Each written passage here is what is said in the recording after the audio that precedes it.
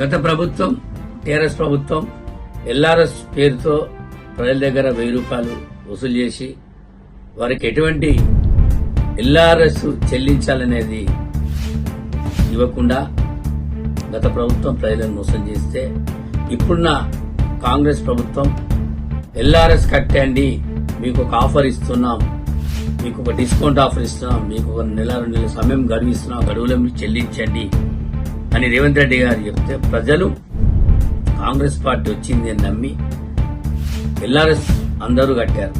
సుమారు ఎల్ఆర్ఎస్ కట్టి కూడా దాదాపు 2 నెలలు కావస్తుంది.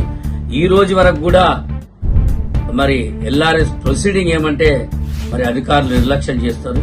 ఈ అధికారుల నిర్లక్ష్యం వల్ల ప్రభుత్వం మీద దురుద్దేశం ప్రజలకు వచ్చే అవకాశం ఉంది గనక తక్షణమే మరి అధికారులు స్పందించి వారి ఎల్ఆర్ఎస్ కట్టిన వారు ఎవరైతే ఉంటారో వారి యొక్క ప్రొసీడింగ్స్ కాపీలు అందరికీ ఇవ్వాలని నేను మనస్ఫూర్తిగా కోరుతున్నాను.